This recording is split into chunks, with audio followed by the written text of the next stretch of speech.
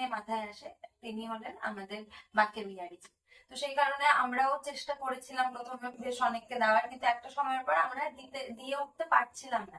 মানে ওই বাঁকে বিহারীজির মন্দির থেকে বেরোনোর পর রাধা বল্লভজির মন্দিরে যাওয়ার যে পথটা, সেই পথের মধ্যে আমরা নাই নাই করে 20-25 জনকে ফেস করেছি এরকম। তারপরে এদিক ওদিক অনেক গলির মধ্যে হারিয়ে যায় আসলে, আমরা বুঝতে পারি না মধুমন্দি টেম্পল অব্দি আমরা পৌঁছে উঠতে পারি না। কিন্তু আমরা তার পরিবর্তে আরো দুটো জায়গায় যাই, ওই সন্ধ্যা আরতিটাই শুধু দেখি বৃন্দাবনে। তাছাড়া আমরা কিন্তু বৃন্দাবনে আর কোনোদিনই সন্ধ্যা আরতি দেখতে পাইনি। তো সন্ধ্যা আরতি যখন ওখানে আমরা দেখি, সন্ধ্যা আরতি দেখার পরে তো এটাই মনে হয় যে ওই জন্যই উনি হয়তো আমাদেরকে বললেন যে তোরা এখানে আয়, তোরা গেছি রাধা জি একবার পুকার লিজিয়ে इस बार तो देख लीजिए हमको, এরকম নানা রকম ভাবে ওনাকে রিঝানোর চেষ্টা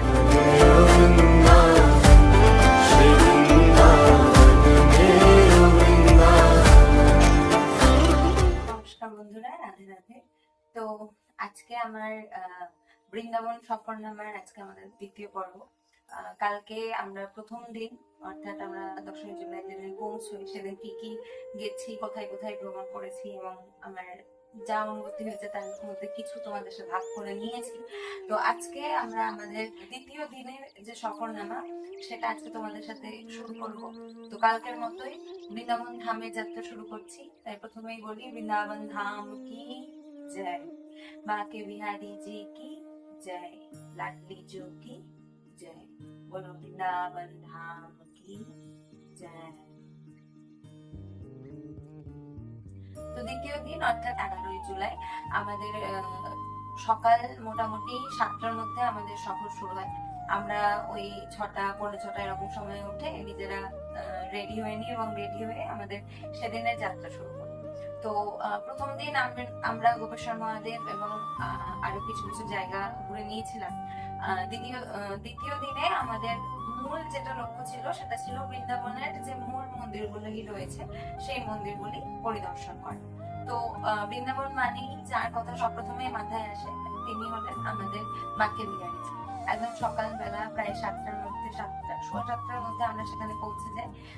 একটা নির্দিষ্ট জায়গায় আমাদেরকে টোটো থেকে নামিয়ে দেওয়া হয়। সেখান থেকে প্রায় আরো 1-1.5 কিলোমিটার আমাদেরকে হেঁটে যেতে হয়, কারণ মন্দিরটা একদম ছোট্ট ছোট্ট গলির মধ্যে দিয়ে আমরা গেছিলাম। আমি জানি না অন্য কোনো রূপ ছিল কিনা, আমরা ওই গলির মধ্যে দিয়ে যাচ্ছিলাম। বাঁকে বিহারীজির মন্দিরের ওখানে গিয়ে আমরা সেখানেও অনেক মানুষের সমাগম দেখি, অনেক মানুষ ছিলেন সেখানে, প্রচুর ভিড় ছিল।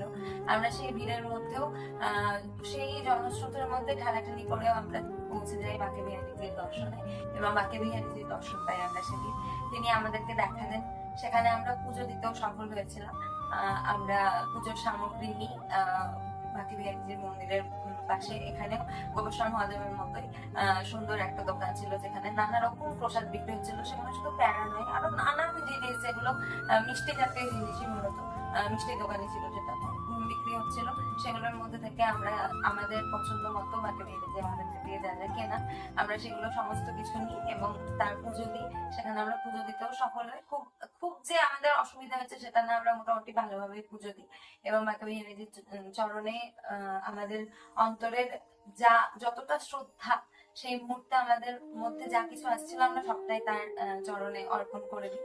তিনি আমাদেরকে দর্শন দেন, আমরা তার দর্শন করি এবং অত জনস্রোতের মধ্যেও তাকে দেখতে পেয়ে মনে হয় যে কিছু তো পূর্ণ করেছি।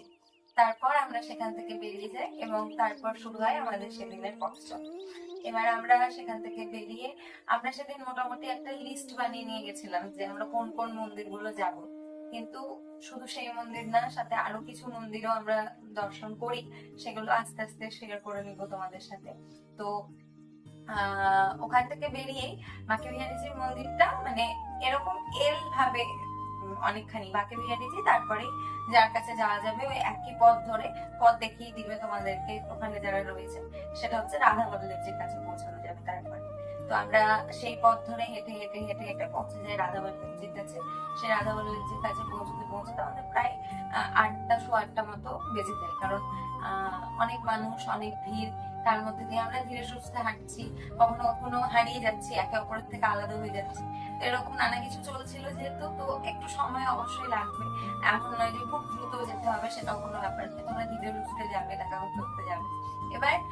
রাধা বল্লভজির কাছে আমরা যখন পৌঁছই সেখানে আমরা কিছু জিনিস এক্সপিরিয়েন্স করি, যে জিনিসগুলো শেয়ার করা উচিত আমার মনে হয়, তো শেয়ার করছি। আমার ওপিনিয়ন সম্পূর্ণভাবে আমি ভুল হতে পারি, কিন্তু আমার যেটা মনে হয়েছে আমি সেটা শেয়ার করছি।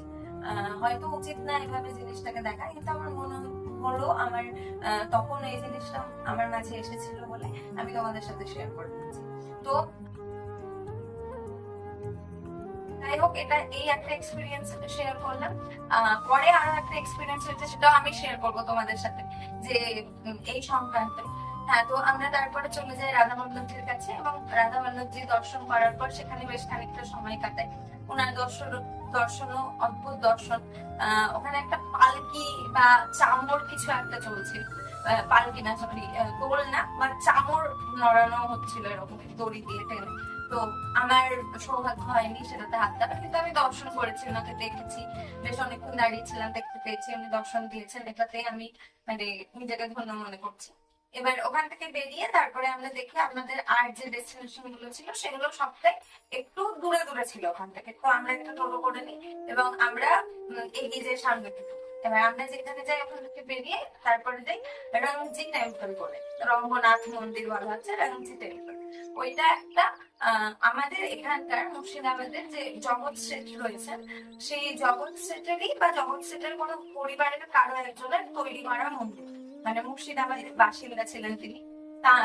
তিনি যত সম্ভব, তার পুত্র হচ্ছিল না অনেকদিন, তো ভগবানের কাছে তাকে যেতে বলা হয়, বৃন্দাবন ধামে যেতে বলা হয়। তিনি সেখানে গিয়ে যখন প্রার্থনা করেন, তার প্রার্থনায় সাড়া দিয়ে ভগবান তাকে পুত্র দান করেন, এবং সেইখানে গিয়ে আমরা এই সমস্ত ইতিহাস জানি। সেখানেও একজন প্রভুজি ছিলেন যিনি আমাদেরকে পুরোটা ঘুরে দেখান, এবং আমরা সেখানে আরো একবার পুজো দিই, বসে আমাদের লাড্ডু গোপালকে দোলনা দুলিয়ে সেখান থেকে ওই প্রভুজি আমাদেরকে গাইড করে নিয়ে যান, এবং সেখানে গিয়ে আমরা খানিকক্ষণ বসে নিজেদের মতো প্রার্থনা করে পুজো দিই।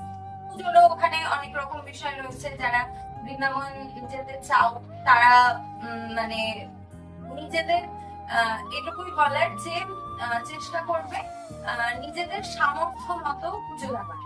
ভগবান সবথেকে খুশি হয়। আমি সমালোচনা করেছি আগে, আমি আর করতে চাইছি না বিষয়টা নিয়ে, কারণ আমার মনে হচ্ছে বিষয়টা হয়তো ঠিক না। ভগবান এটা দিয়েও পরীক্ষা নিচ্ছেন আমাদের। তো সেখানটাতে দাঁড়িয়ে সবাই নিজের সামর্থ্য, নিজের যেটুকু সামর্থ্য রয়েছে সেই সামর্থ্য অনুযায়ী পুজো করবে, ভগবান তাতেই তুষ্ট হবে। বৃন্দাবনের ভাবটা আসলে তোমার ভেতর ভাব থাকলে ভগবান সেটা বুঝবেন, এবং তোমাকে সেইভাবে ভগবান সাড়া দেবেন। রামজি টেম্পল থেকে আমরা যখন বেরোই ততক্ষণে মোটামুটি 12টার কাছাকাছি বেজে গেছিল। আমরা কিন্তু সকাল থেকে এখন ব্রেকফাস্ট করিনি, কিছু খাইনি। তো খিদে পাই অবশ্যই স্বাভাবিক ভাবে, এবং খিদে পাওয়ার দরুন সেখানেই আমরা বাইরে বেরিয়ে লস্যি খাই। ওখানকার লস্যি দারুণ, পেট ভরে যায় লস্যি। এবার তারপরে যেহেতু 12টা বেজে গেছে, তখন তারপরেও আমাদের আরো মোটামুটি সেদিনের আমরা যে প্ল্যানটা করেছিলাম, আরো মোটামুটি 4-5টা জায়গা আমাদের যেতে বাকি ছিল। গোবিন্দ দেবজি মন্দির ছিল তার পাশে, ওই রামজি টেম্পলের পাশেই ছিল। তো আমরা ওখান থেকে বেরিয়ে গোবিন্দ দেবজি মন্দিরে যেতে যেতে ওই মন্দিরের কপাট ততক্ষণে বন্ধ হয়ে গেছে। এবার আমরা সেই জন্য কি করি, যে ওখানেই সামনে এগিয়ে এসে একটা রেস্টুরেন্ট ছিল, ওখানে খাবার খাই। হ্যাঁ, তার মাঝে যেহেতু আমাকে মাদর কামড়ে ছিল, তো আমার টিটেনাস এবং রেবিসের ইনজেকশন দরকার ছিল। তো ওই রঞ্জি টেম্পলটা যে জায়গাটা না, ওইটা একটু মানে মেন রোডের পাশে, তো ওখানে একটু প্রপার দোকানপাট রয়েছে, যেখানে মেডিকেল স্টোর থেকে শুরু করে আরো বেশ কিছু জিনিসের দোকান আমরা দেখতে পেয়েছিলাম ওই চত্বরে। এবার আমরা ওখানে গিয়ে ওই মেডিকেল স্টোর থেকে ইনজেকশনটা নিয়ে নিই, আর একটা রেস্টুরেন্টে ঢুকে আমরা খাবার খাই। কিন্তু এতে এই কাজটুকু করতে আমাদের 1 ঘন্টা সময় লাগে। আমরা 1:10-এর মধ্যে আবার ফাঁকা হয়ে যায়। এবার আমাদের কাছে 4টে পর্যন্ত, 3:30 পর্যন্ত গোবিন্দ দেবজি মন্দিরে 3:30 ঘুরবে। তো ওই যে গোবিন্দ দেবজি মন্দিরে যেতে গেলে আমাদেরকে 2 ঘন্টা সময় কাটাবো। আমরা এদিক ওদিক ঘুরে খুঁজে, আমাদের মধ্যে একজন সঙ্গী অনেক খুঁজে একটা পার্ক বার করে, যেটা গোবিন্দ দেবজি টেম্পল থেকে হয়তো 5 মিনিটের হাঁটা পথ। এবার আমরা সেই পার্কে যখন যাই, এই এক্সপিরিয়েন্সটা শেয়ার না করলে নয়, আমরা সেই পার্কে গিয়ে বেশ কয়েকজন সাথী পাই, মানে যারা ওই রাজস্থানের ওই দিক থেকে কোনো একটা গ্রাম থেকে তারা এসেছে। ওরা এসেছে মাঝে মাঝে, ওরা বৃন্দাবন আসে, ওদের সাথে কথা বলে জানতে পারলাম ওরা মাঝে মাঝে বৃন্দাবন আসে, ওই ট্রাক্টরে করে বা লরিতে করে সবাই মিলে, গ্রামের অনেকজন মিলে তারা একসাথে চলে আসে। তারা ওখানে পার্টি টাটি পেরে একটা জায়গায় দেখলাম অনেকে বসে শ্রীকৃষ্ণের রাধাজুর গান করে চলেছে, তাদের মনের ভাব প্রকাশ করছে। আর আরেকটা জায়গায় বাকি সবাই মিলে অনেকে, ওরা মোটামুটি 10 জন মতো ছিল, ছেলে মেয়ে বাচ্চা সব বেশি, ওদের মতো খুব আনন্দ করছে ওরা, ওদেরকে দেখেও ভালো লাগছে। তো আমরা ঘুরতে ঘুরতে, আমাদের কাছে যেহেতু বসারও কোনো জায়গা ছিল না, আমরা ছায়া খুঁজে এদিক ওদিক অনেক ঘোরার পরে আমরা ওখানে গিয়ে বসি, দিয়ে ওদের সাথেই বসি। আমরা বসে থাকতে থাকতে ওই গাছের ছায়াতে, মানে গরম রোদ পড়েছিল যথেষ্ট সেদিন, ওই গাছের ছায়াতে আমরা ওখানেই শুয়ে যাই ওদের ওই জায়গাটাতে। ওরা মানে এত সুন্দর ব্যবহার করে যে बैठ जाइए, आप भी बैठ जाइए, सो जाइए जरा, फोटो नींद आ रहा है, মানে খুব সুন্দর ভাবে ওরা ওই টাইমে কথা বলে। এবং এখানে বোঝা যায় যে ঘুরতে যাওয়া এবং 10টা মানুষের সঙ্গে পরিচয় হওয়াটা কতটা জরুরি। আমরা আসলে ঘরের মধ্যে থাকতে থাকতে না এইটুকু গিয়ে পৃথিবী ভাবতে শুরু করি, এবং এখানে কিছু খারাপ হলে আমরা সেই জিনিসটাকে কেন্দ্র করে মনটা এতটাই খারাপ করে নিই যে আমরা ভুলে যাই যে আমরা গোটা পৃথিবীর এতটুকু একটা অংশে বাস করছি। বাইরে বেরোনো, ঘুরতে যাওয়া, বছরের ট্যুর করা একটা দুটো, এই জন্য খুব ইম্পর্টেন্ট। আমাদের মাইন্ডটা, আমাদের মনটা ফ্রি করে দেয়, আর আমাদেরকে এটাও বোঝাতে সাহায্য করে যে আমাদের এক্সিস্টেন্স এতটুকু নয়, আমাদের এক্সিস্টেন্স অনেক বড়, মানে আমাদের এক্সিস্টেন্স রয়েছে, আমরা পুরোপুরি মিটে যাচ্ছি না। পৃথিবীর কোনো কোনায় হয়তো কেউ না কেউ রয়েছে যারা আমাদের সঙ্গে একবার দেখা হবে বলেই হয়তো বা বসে আছে, ডেস্টিনি সেরকম কিছু হয়তো দেখেছে আমাদের জন্য। তো সেদিন তাদের সাথে দেখা হয়, তারা গল্প করে, তারা আমাদের সাজ দেখে, আমরা তাদের সাজ দেখি। তারা মানে আমাদের পুরো কান্ট্রিতে সাজেরও ডিফারেন্স আছে, এক এক জায়গার মানুষ এক এক রকম ভাবে সাজে, এক এক রকম ভাবে শাড়ি পরে, তাদের পোশাক পরিচ্ছদ এক এক রকম হয়। তারা যেমন আমাদেরকে তাকিয়ে দেখছে, আমরাও তাদেরকে তাকিয়ে দেখছি যে তারাও কি সুন্দর করে সেজেছে, তাদের সাজ আমাদের ভালো লাগছে, আমাদের সাজ তাদের ভালো লাগছে। তো মোটামুটি 2-2.5 ঘন্টা আমি তো ওখানে গিয়ে বসেই মনে হয় ঘুমিয়ে গেছিলাম, বসে বসে। আমার দিদি অনেকক্ষণ গল্প করে ওদের সাথে, দিয়ে ও ঘুমিয়ে যায় আমার কোলে মাথা রেখে।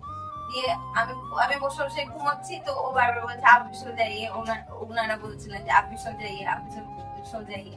তো আমি বললাম দিদি ঘুমাচ্ছে, দিদি উঠো, দিদি ঘুমানোর পর আমি ঘুমাই, বাকি যারা সঙ্গীরা ছিল তারাও একটু একটু জিরিয়ে নেয় সেখানে। এবার আমরা তারপরে ওদের সাথে ওদেরকে বিদায় দিয়ে প্রায় 3:25 নাগাদ ওখান থেকে বেরিয়ে যাই।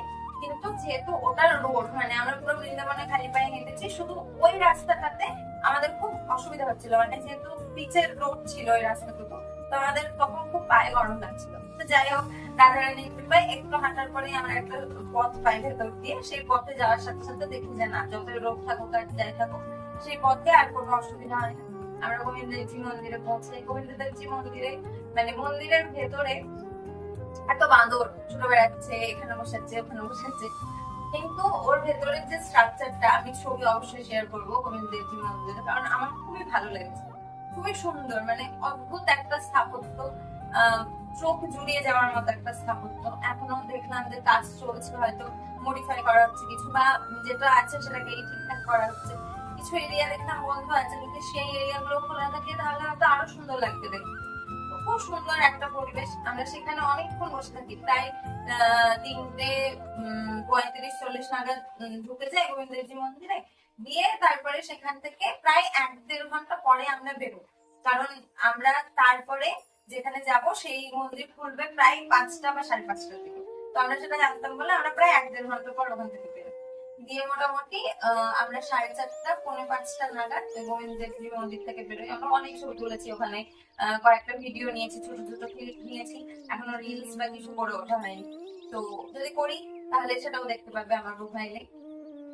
এবার সেখান থেকে বেরিয়ে আমরা যাই হচ্ছে রাধারামজির কাছে। তো বললাম না যে তার আগের দিন আমরা এসে যাচ্ছিলাম, কি বলে, নিধিবনে, তখন আমরা রাধারামজিকে পেছন করে গেছিলাম। তো রাধারামজির মনে হয় খুব অভিমান হয়েছিল সেটাতে, যে তোরা আমাকে পেছন করে চলে গেলি, এরই না আমার কাছে দাঁড়া, তোদেরকে মজা দেখাচ্ছি। তো রাধারামজির মন্দির সচরাচর আমরা শুনেছিলাম যে 5টায় খুলে যায়। সেদিন ওখানে গিয়ে দেখলাম যে অত লোকজন নাই, আমরা প্রায় 5:05 পৌঁছে গেছি। দিয়ে আমরা বললাম বা খুব ভালো, তাহলে আমরা খুব শান্তি ভাবে দর্শন করে নেবো প্রথমে খোলার সাথে সাথে। দিয়ে আমরা বসে থাকলাম, যে শুনলাম যে 5টা না, আজকে 5:30টায় খুলবে। যিনি পুজো করেন জি মহারাজ, আচার্য কুণ্ডরেজি, ওনাকে দেখলাম আমরা সামনাসামনি, উনি এলেন আমাদের সামনে, নামলেন।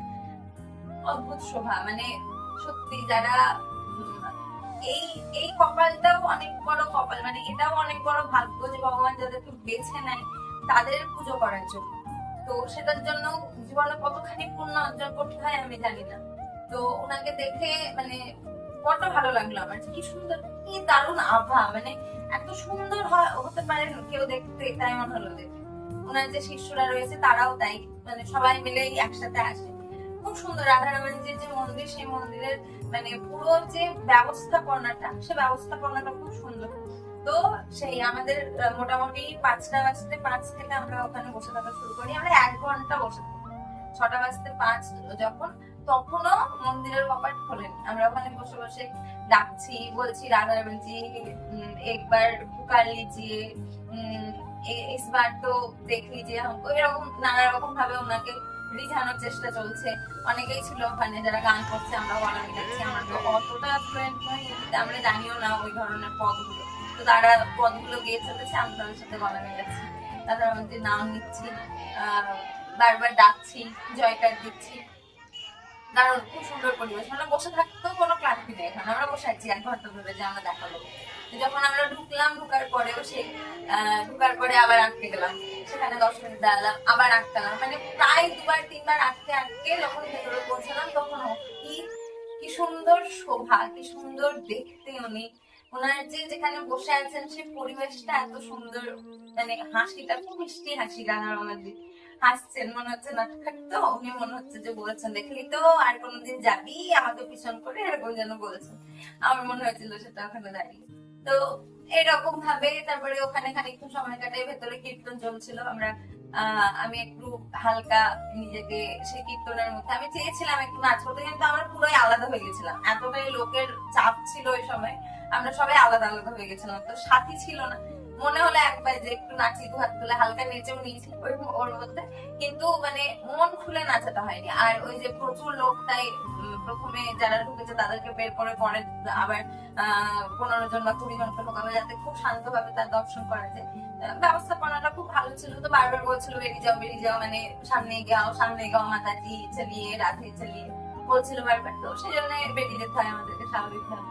এবার রাধারামানজির কাছ থেকে বেরোনোর পর তো আমরা সেদিন প্রায় 9টা জায়গা ঠিক করেছিলাম যে 9টা জায়গায় যাবো। তার মধ্যে আমাদের এখন অব্দি 5টা জায়গা হয়ে গেল, প্রায় এখন 6:30 বেজে গেছে। হ্যাঁ, আমাদের হাতে খুব বেশি সময় নেই।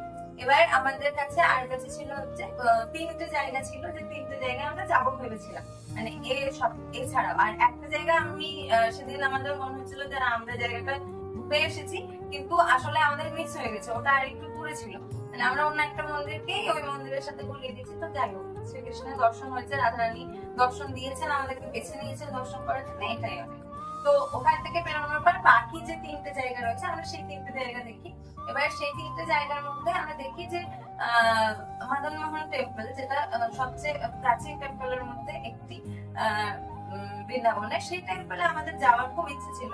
কিন্তু আমরা না ওই টেম্পলটাই পৌঁছানোর জন্য যখন হাঁটতে শুরু করি, আমরা এদিক ওদিক অনেক গলির মধ্যে হারিয়ে যাই। আসলে আমরা বুঝতে পারি না মদন মোহন টেম্পল অব্দি আমরা পৌঁছতে পারি না। কিন্তু আমরা তার পরিবর্তে আরো 2টো জায়গায় যাই। একটা হচ্ছে মীরাবাইয়ের টেম্পল, আর মীরাবাইয়ের টেম্পলে যখন আমরা গিয়ে পৌঁছই, মীরাবাইয়ের টেম্পলে ঢোকার যে জায়গাটা বড় সুন্দর, খুব সুন্দর একটা গেট করা আছে এরকম ছোট্ট মতো। ঢুকে সেদিন ওখানে যিনি ছিলেন, যার দর্শন পেলাম, তার যে সাজটা ছিল পুরো গোলাপি রঙের পোশাকে ছিলেন দুজনে, রাধাজিও আর শ্রীকৃষ্ণ।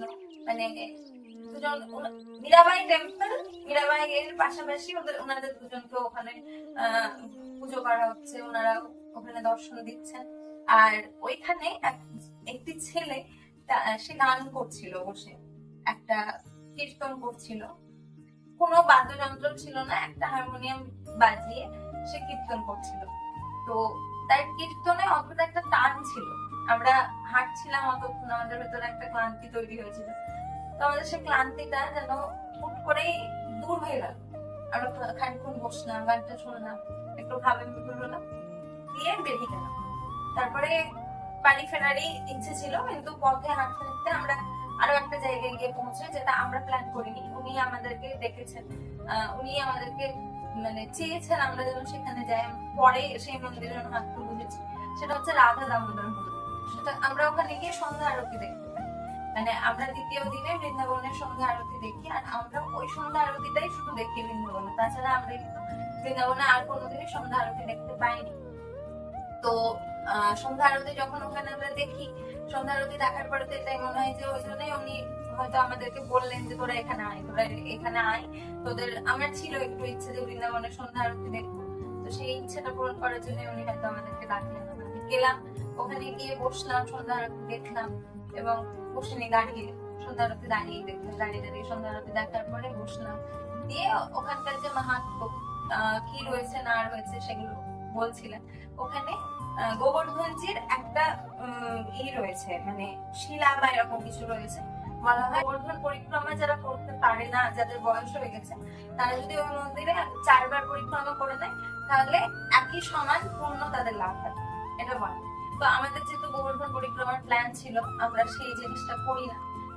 ঠাকুরই হয়তো করাননি আমাদেরকে, কারণ ঠাকুরজি জানতেন যে পরবর্তীতে কি হতে চলেছে, সেই জন্যই উনি আমাদেরকে হয়তো বলেছিলেন যে না, যা তোরা যা, তোদের করতে হবে না, তোরা করবি না এখানে পরিক্রমা। তো সেই জন্য ওইভাবে উনি আমাদেরকে বের করে দিয়েছিলেন হয়তো বা ওখান থেকে। এবার তারপরে আমরা ওখান থেকে, এবার সব থেকে গুরুত্বপূর্ণ জিনিস হয় বৃন্দাবনে আমাদের সাথে, যে আমরা তারপরে ওখান থেকে বেরোনোর পর না, আমাদেরকে ওখান থেকে আমরা যেখানে আছি সেখানে ফিরতে গেলে আমাদেরকে একটা টোটো নিতেই হবে, কারণ আমরা হেঁটে আসতে চাইলে প্রায় 40-45 মিনিট লেগে যাবে। টোটোতে এলে সেই রাস্তাটা 15 মিনিটে আমরা পৌঁছে যাবো, ভিড় ভাট্টা থাকলে আরেকটু বেশি সময় লাগবে। তো আমরা ওখান থেকে যে বেরোবো কিভাবে সেটার আমরা ঠিকঠাক গাইড পাই না কারো কাছে। আমরা ওই মন্দির থেকে বেরোনোর পর প্রায় আরো 1 ঘন্টা হেঁটেছি শুধুমাত্র রাস্তা খুঁজে পাওয়ার জন্য, কারণ আমরা রাস্তা খুঁজে পাচ্ছি না।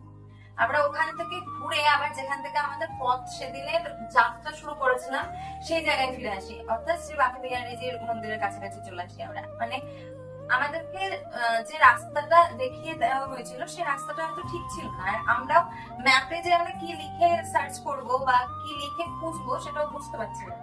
তো এটা একটা সমস্যা হয় এখানে। আমার যেটা মনে হয় যে এখানে সবচেয়ে বেস্ট উপায় যদি আমি কিছু বলি, তাহলে আমার মনে হয় যে কোনো ঘাটের খোঁজ করা সবচেয়ে ভালো। মানে আমরা যদি বৃন্দাবনের কোনো গলিতে হারিয়ে যায় না, তাহলে আমাদেরকে পাশে কোন ঘাট আছে সেটা দেখে নিয়ে আমরা যদি ঘাটের দিকে হাঁটতে শুরু করি, তাহলে ঘাট বরাবর হেঁটে এলে আমরা কেশি ঘাটের পাশ থেকে হোক বা যে কোনো ঘাটের পাশ থেকে বেরোনোর রাস্তা খুঁজে বের করা বা খুঁজে পাওয়াটা অনেক বেশি সোজা।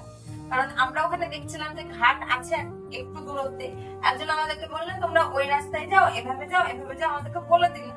আমরা সেই রাস্তাটা ধরার পরে আমরা অদ্ভুত ভাবে 1 ঘন্টা ধরে হেঁটে চলেছি। আর আমাদের খুব মানে সেদিন যা ছিল, যা কিছু দর্শন ছিল, যেহেতু সমস্ত দর্শন হয়ে গেছিল, তো আমরা খুব ক্লান্ত হয়ে গেছিলাম সেদিন অনেকক্ষণ। প্রায় আমরা সকাল বললামই যে মোটামুটি 7:15 মধ্যে আমরা বেরিয়ে গেছিলাম। আমি যখন এই কথাটা বলছি তখন প্রায় 8টা বাজে। মানে এই যে 13 ঘন্টা প্রায়, তো সেই 13 ঘন্টার মধ্যে আমরা কতক্ষণ বসেছি, ওই রাধারমণজির সামনে 1 ঘন্টা বসেছি, আর ওই ভেতরে হয়তো 3 ঘন্টা বসেছিলাম, 2 ঘন্টা বসেছিলাম। এই 3 ঘন্টা পিওরলি বসে থাকা। আর হ্যাঁ, গোবিন্দদেবজি মন্দিরে 1 ঘন্টার মতো বসেছিলাম ওখানে। বাকি আমরা পুরো রাস্তাটাই মোটামুটি হেঁটেছি, মানে সচল থেকেছি। তো প্রায় যে 8-9 ঘন্টার হাঁটা, সেই হাঁটাটার দরুন আমরা অলরেডি খুব ক্লান্ত ছিলাম। তারপরেও আমরা মোটামুটি আরো 1 ঘন্টা হাঁটি, মানে রাস্তা খুঁজে পাওয়ার জন্য। তো আমাদের ওই বাঁকে বিহারীজির সামনের যে বাজারটা, সেই বাজারটার মধ্যে এসে পড়ি আমরা। এটাও একটা কৃপাই ছিল আসলে। মানে আমাদের শরীর থেকে আমরা ক্লান্ত হয়ে গেছিলাম অবশ্যই, কিন্তু আমাদের উপর কৃপা ছিল, কারণ আমরা ওই বাজারের মধ্যে গিয়েও দেখতে পাই যে এখানে কি কি পাওয়া যাচ্ছে না পাওয়া যাচ্ছে, যেটা আমাদেরকে পরবর্তীতে হেল্প করে জানতে পারবে কিভাবে। এবং আমরা প্রায় 9টার দিকে ওই বাঁকে বিহারীজির যে বাজারটা, সেই বাজারের বাইরে একটা জায়গা আছে, সেখান থেকে টোটো পাই। এবং সেদিনও আমাদের রুমে ঢুকতে ঢুকতে প্রায় 9:30 বেজে যায়। রুমে এসে ফ্রেশন আপ হয়ে আমাদের সেখানে তারপরে নিচেই চলে যায় আবার রাতের খাবারটা খেতে। রাতের খাবার খেয়ে রুমে ঢুকে ঘুমোতে প্রায় 10:30। এবং পরের দিন আবার সকাল শুরু হয় অনেক সকাল। আর পরের দিন আমরা রাধাকেলি ঘুরতে যাই। এবার বাকি যে ইনফরমেশন তৃতীয় দিনের যা কিছু, সেটা তোমরা দেখতে পাবে পরের ভিডিওতে। তো তোমাদেরকে যেটা করতে হবে সেটা একটাই, যে যদি তোমরা বৃন্দাবন যাওয়ার ইচ্ছা রাখো তাহলে অবশ্যই কমেন্টে লিখবে আমি যা কিছু তোমাদের সাথে শেয়ার করছি সেটা তোমাদের কেমন লাগছে, বা যারা ঘুরে এসেছো তারাও লিখবে যে তোমরা কি অনুভব করেছো বা তোমরা কিভাবে ঘুরেছিলে, তোমাদের সফরনামা কেমন ছিল সেটাও লিখবে। এই সমস্ত এই পুরো প্ল্যানিংটা আমার নিজের, আমি নিজে ট্যুরস এন্ড ট্রাভেলস এ কাজ করছি এখন এই মুহূর্তে, এবং আমাদের সঙ্গে আরো একজন ছিল যে ট্যুরস এন্ড ট্রাভেলস আরো পুরনো, সেও কাজ করছে। তো তোমাদের যদি গাইডেন্সেরও দরকার পড়ে, যাদের যাওয়ার ইচ্ছা আছে, তোমরা আমাদের সাথে কন্ট্যাক্ট করতে পারো, আমরা তোমাদেরকে সেভাবে গাইডও করে দিতে পারবো।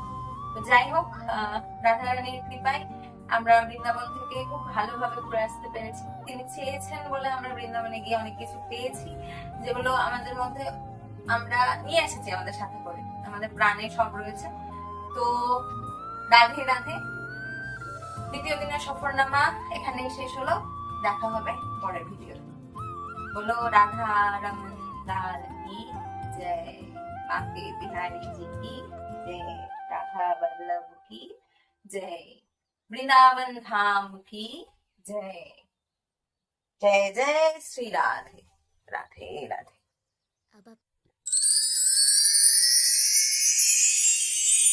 হয়তো উচিত না এভাবে জিনিসটাকে দেখা, কিন্তু আমার মনে হলো আমার তখন এই জিনিসটা আমার মাঝে এসেছিল বলে আমি তোমাদের সাথে শেয়ার করে নিচ্ছি। তো বৃন্দাবনে একটা জিনিস রয়েছে যে বৃন্দাবনে অনেকেই একটা বয়সের পরে গিয়ে থাকতে শুরু করে, এবং তারা মূলত তাদের যে পথটা তারা বেছে নেয় সেটা হচ্ছে ভিক্ষামার। তারা ভিক্ষা করেই কিন্তু তাদের জীবনযাপন করে থাকে। এবার এই জিনিসটাকেও অনেকেই আমার মনে হয়েছে ওখানে গিয়ে যে ব্যবসার মতো শুরু করেছে, কারণ ওখানে আমরা অনেক ছোট ছোট বাচ্চা দেখতে পাচ্ছি, যেহেতু শ্রীকৃষ্ণের জায়গা, সেই শ্রীকৃষ্ণের জায়গায় গিয়ে আমরা একটা বাচ্চাকে দেখে আমাদের অবশ্যই মনে হবে যে ঠিক আছে, যা চাইছে দিয়ে দিই। আর ওরা অদ্ভুত ভাবে টাকা পয়সা চায় না, খাদ্য সামগ্রী চায় কিছু না কিছু, তো আরোই মনে হবে যে দিয়ে দিই। কিন্তু আমরা একজনকে দিলে তার সঙ্গে আরো অনেকেই সেখানে এগিয়ে আসে। এবার ভগবান আমাদের উপরে যতটাই কৃপা করে থাকুন, আমাদের সবারই একটা লিমিট রয়েছে, আমরা একটা লিমিট পর্যন্ত দিতে পারবো, তার থেকে বেশি হয়তো দিতে পারবো না। তো সেই কারণে আমরাও চেষ্টা করেছিলাম প্রথমে বেশ অনেককে দেওয়ার, কিন্তু একটা সময়ের পর আমরা দিয়ে উঠতে পারছিলাম না। মানে ওই বাঁকে বিহারীজির মন্দির থেকে বেরোনোর পর রাধা বল্লভজির মন্দিরে যাওয়ার যে পথটা, সেই পথের মধ্যে আমরা নাই নাই করে 20-25 জনকে ফেস করেছি এরকম। তার মধ্যে একজন যেমন আমাদেরকে, উনি বয়স্ক মতোই ছিলেন, তো উনি আমাদেরকে প্রায় রাস্তার মধ্যে ধরে নিয়েছিলেন যে চাই ওনার কিছু। হ্যাঁ, এর সাথে আরেকটা কথা যে বাঁদরের উপদ্রব কিন্তু তখনও লেগেই ছিল। তো আমাদেরকে সমস্ত কিছু এই চশমা পাতি ফোন সব সামলে চলতে হচ্ছিল। সেদিন আমরা ওই একইভাবে ম্যাপ দেখে দেখে যেহেতু যাচ্ছিলাম, তো সেদিন আরো একটা জিনিস করেছিলাম যে আমরা যখন দেখছি যে সবাই বলছে যে চশমা এবং ফোন ভেতরে রাখো, তো আমরা সবকে ব্যাগের মধ্যে ভরে নিয়েছিলাম, দিয়ে আমরা মানুষকে জিজ্ঞেস করতে করতে যাচ্ছিলাম, বিভিন্ন দোকানদার যারা রয়েছে ওখানে তাদেরকে। আর ওই ওই পথটাতে মূলত আমরা দেখেছিলাম যে অনেক মানে পুলিশের অনেক পুলিশ বাহিনীও বেশ কয়েকজন রয়েছে সেখানে, পথ দেখিয়ে দেওয়ার জন্য মূলত তারা তাদের ডিউটি খুব সুন্দরভাবে করে যাচ্ছিল। এবার ওই রাস্তাটুকুর মধ্যে তাও বাঁদরের উপদ্রব রয়েছে। তো আর আমরা যেহেতু অনেক লোক ছিল, আমরা সবাই বিচ্ছিন্ন হয়ে যাচ্ছিলাম, আমাদেরকে বিভিন্ন জায়গায় গিয়ে থামতে হচ্ছে, দাঁড়াতে হচ্ছে। তারই মধ্যে একজন বয়স্ক মতো মানুষ আসেন তিনি, আমি একটা জায়গায় বসেছিলাম গিয়ে, সেখানে আমাকে এসে বলেন যে दीदी नहीं दीदी तो बोले ना ओखाने ओखाने राधे बोले, तो राधे मुझे एक आटा दे दो, आटा दे दो। उसने মানে উনি বলেন যে উনি মানে আটা চাইছেন। তো আমার শুনে প্রথমে মনে হয় যে নিডি উনি, তো আটাই তো চাইছেন, ঠিক আছে দিয়ে দিই। এবার তখন আমরা ওনাকে আটা দিয়ে দিই, মানে আমার কাছে আমি যেহেতু ব্যাগটা আমার কাছে কিছুই ছিল না, আমি আমার মতো হেঁটে যাচ্ছিলাম, আমার কাছে টাকা পয়সা কিছু ছিল না, তো আমাকে খানিকক্ষণ অপেক্ষা করতে হয়। এবং আমার সঙ্গী যারা ছিল তারা যখন আসে তাদেরকে বলি এবং দোকানদারকে বলা হয় যে আটা দিয়ে দাও। এবার ওখানে আরো এটাই সবচেয়ে বেশি লক্ষ্য করার জিনিস, মানে আমার নজরে সব প্রথমে পড়ে যে ওখানে খোলা আটা বিক্রি হচ্ছে না, ওখানে প্যাকেট আটা বিক্রি হচ্ছে। 2 কিলোর প্যাকেট আটা আমরা সেটা কিনে দিই, মূল্য যাই হোক, মূল্যের কথা বলছি না আমি এখানে, যে রাধারানী কৃপা করেছেন আমার কাছে আছে বলে আমি দিতে পেরেছি, নাহলে পারতাম না দিতে, মানে আমরা দিতে পেরেছি সেখানে, উনি দিয়েছেন আমাকে। কিন্তু ওরা যখন ওনাকে যখন দেওয়া হলো, উনি সেটা নিয়ে যে চলে গেলেন সেটা নয়, আমরা আবার ফেরার সময় দেখলাম উনি আবারও কাউকে ধরেছেন যে আটা দিয়ে দো, মানে একই জিনিসই চাইছেন। এবার আমার সেখানে মনে হচ্ছিল যেহেতু প্যাকেট করে বিক্রি বিক্রি হচ্ছে, তো হয়তো বা দিনের শেষে ও যা কিছু কালেক্ট করবে সেটা ঘুরিয়ে আবার দোকানদারকে ফিরিয়ে দিতে পারে। এটা হয়তো বা বলছি, আমি একদম কনফার্ম নই, এটা আমার মনে হচ্ছে, কারণ আমার মনে হচ্ছিল যে ওখানেও ওই জিনিসটা নিয়ে ব্যবসা চলছে। এবার একই পথে ওখানে আমরা আরো একজনের দেখা পাই, তিনি একজন প্রভুজি, তিনি পুরোপুরি সন্ন্যাস জীবন গ্রহণ করেছেন, তাকে দেখে বোঝাই যায় তিনি, তার মুখে অদ্ভুত একটা প্রফুল্লতা, তিনি হাসছেন। সেই হাসির মধ্যে দিয়ে উনি বললেন যে আমার যে আমার এক সঙ্গীকে বললেন যে হাতে একটা গদার মতো কিছু ছিল, ওটাতে মেরে বললেন কুছ দে দে লাড্ডু গোপাল, কুছ দে দে, এরকম ভাবে বললেন। তো ওনার ডাকের মধ্যে একটা অদ্ভুত মানে কি বলবো যে আপন করে নেওয়া ছিল। তো আমরা সেখান থেকে এগিয়ে এসেও আবার ফিরে গিয়ে তাকে কিছুটা যেটুকু আমরা পেরেছি আমাদের সামর্থ্য মতো দিয়েছি। উনি হাসি মুখে নিয়েছেন, ওনার কোনো ডিমান্ড ছিল না বা কিছু না। তো বৃন্দাবনের এই দুটো আলাদা আলাদা দীক্ষা মায়ের অনেকেই বেছে নেয় বৃন্দাবনে গিয়ে, কারণ তারা তাদের জীবনটা পুরোপুরি ভগবানের পায়েই মানে সমর্পণ করে দিয়েছে, যে আমরা যা পাবো, যেটুকু পাবো, যেটুকু অন্ন পাবো সেইটুকু অন্নতেই আমরা বেঁচে থাকবো, আমাদের দরকার নেই আমরা ঠাকুরকে, এখন আমি ভক্তি মার্গে চলছি, আমি ভিক্ষা মার্গে চলে আমার জীবন ব্যতীত করবো। কিন্তু তার মাঝেও এরকম ছোট ছোট জিনিস দেখে যাদের আসলেই দরকার তাদের কাছে অব্দি আমরা না পৌঁছতে পারি না, তাই মনে হয় আমার। তো